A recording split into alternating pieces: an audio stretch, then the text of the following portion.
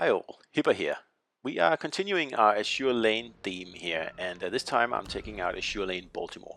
And as you can see here, I am using Von Essen as an inspiration to increase my, decrease my minimum ricochet angle for my AP shells, which works really nice. And then I have improved reload here with Mimbelli. And of course I have all the aggressive perks here, all the red ones, and especially on the third row here, absolute ammunition that decreases your detonation time, fuse time by 40%. And that's the main reason I use this commander on Alaska. And I don't use it on any other ship actually, because I prefer Beepley, Shelly Beepley. But just look at the modifications here. But the reason I use it on Alaska is that Alaska is really bad at hunting destroyers in the first place. So you might as well pop her on here. See, I don't use her on Baltimore actually, or Wichita. I use Shelly Beepley.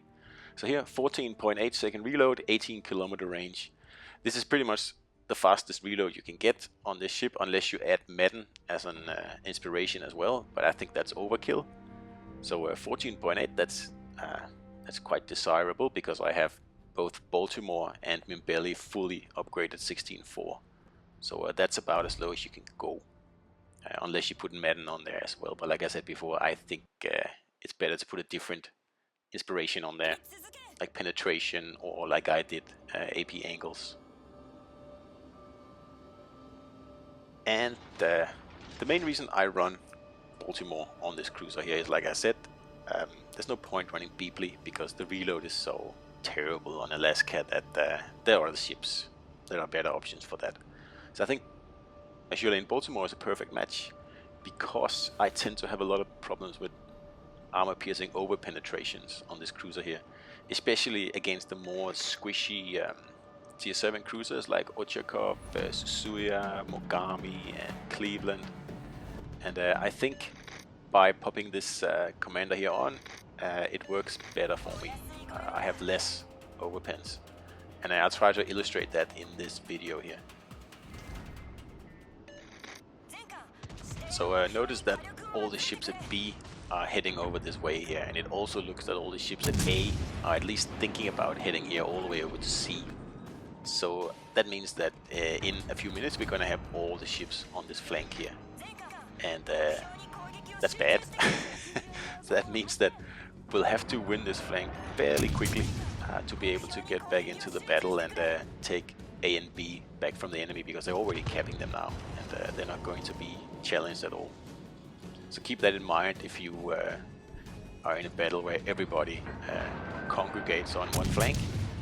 It just means you have to fight twice as hard for the other flanks later. And I mean, the faster you can wipe out this flank here and encircle the enemies at B, the better chance you have of winning, basically. So I'm just being a little bit careful here. I have plenty of backup, but I'm just waiting until a good time, and then I'm going to push in. So notice this steeply, or quite steeply angled Wichita here, and that's where I think my Von Essen inspiration comes in, because I actually get a citadel here.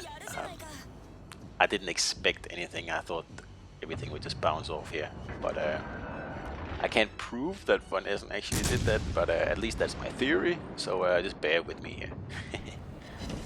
And that is a recurring theme when you have that guy on as an inspiration. When you think you're going to get all ricochets, you actually get penetrations and sometimes citadels. So that took out just around half of that Wichita, so he should be able to be dealt with easily now. My problem is this Ochakov here, because he has torpedoes and I don't have torpedoes.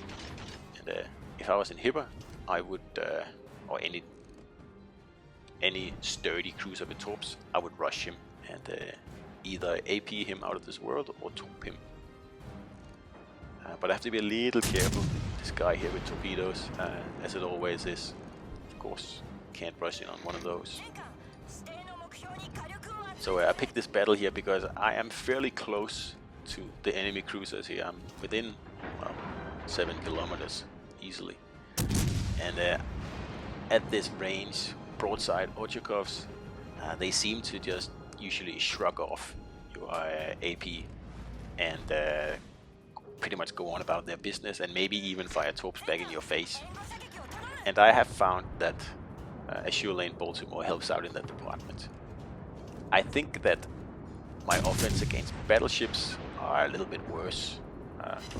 Or maybe it's just me, but I just don't think Alaska hits as hard when I'm up against a battleship with this commander. I don't know. Maybe it's just a feeling, but definitely against like thin-skinned cruisers here, Azur Lane Baltimore is probably the best commander to put on. So you avoid those disappointing overpens. Like for example this situation here, I'm pretty sure this Ochakov here is going to come out from his hidey hole here, and of course I've got AP loaded, ready to go. But this is one of those situations where like, you're putting everything on well, one plate, and if this wasn't a one-kill shot, he might have fired torps at me. That's why I like Azur Lane Baltimore on the ship, because I can trust my AP to actually do what I want up close like this. It's quite nice. And as you can see here, when I shoot at the Alaska here, that's it's angled, I still get good damage. I'm pretty much running full AP this whole battle here, no HE at all. So I like that, and it makes Alaska more fun for me to play. It's still not a ship that I play a lot at all, but Azur Lane Baltimore helps. And of course you can use her on Baltimore as well, or Wichita, or whatever you feel like. But I think she's very good on Alaska. That's where I pretty much made her at home.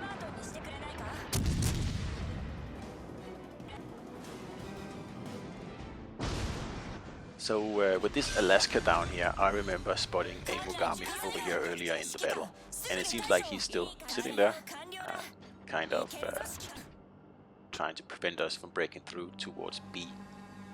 So I'm going to head that way now.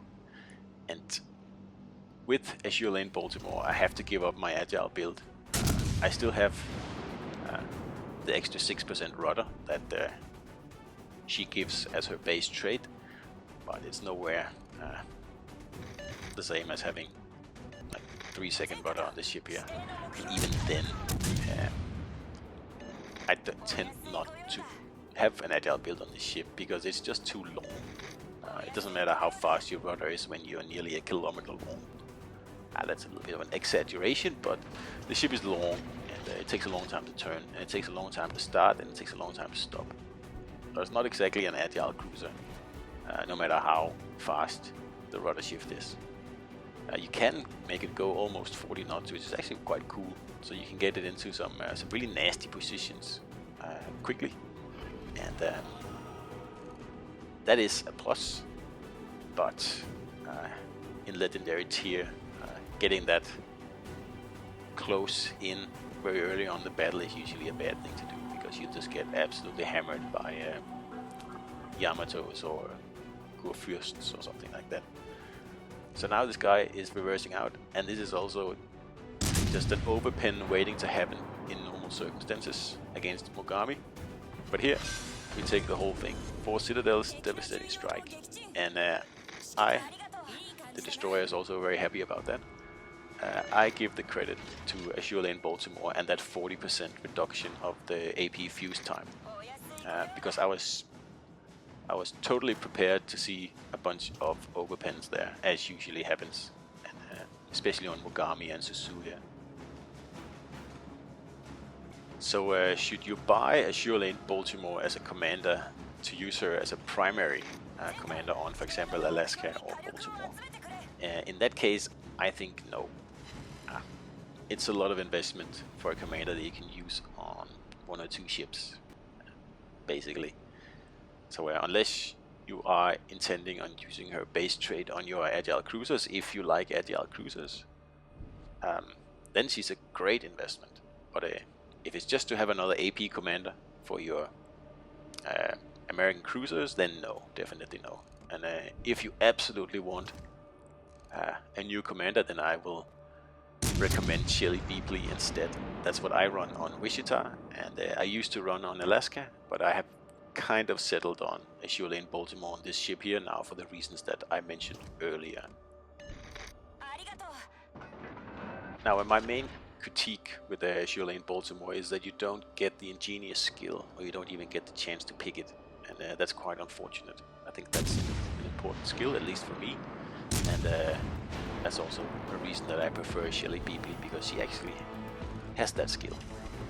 What you do get with Azur Lane Baltimore is an absolute AP build. Well, yeah, absolute, that was a play on words there. And as I said before, the reload you have with the fully upgraded Azur Lane Baltimore and Mimbelli is 14.8 seconds, which is more than 5 seconds off the stock gun reload, which is quite good. So it makes Alaska a lot better, I think. But as good as the AP is, the HE suffers a little bit with this build here. So as I've done in this battle here, you just mainly shoot AP. So it's all about setting up those good AP shots, which is rewarding if you are like a player who enjoys doing that. But if you just want to spam HE, then there are better options than Alaska and Azur Lane Baltimore for that matter. Now, this isn't a very impressive battle or a battle against a very difficult team. This is more a demonstration of the Von Essen inspiration and the absolute ammunition perk that Azur Lane Baltimore has. Because I think this battle here illustrates the power of those quite well.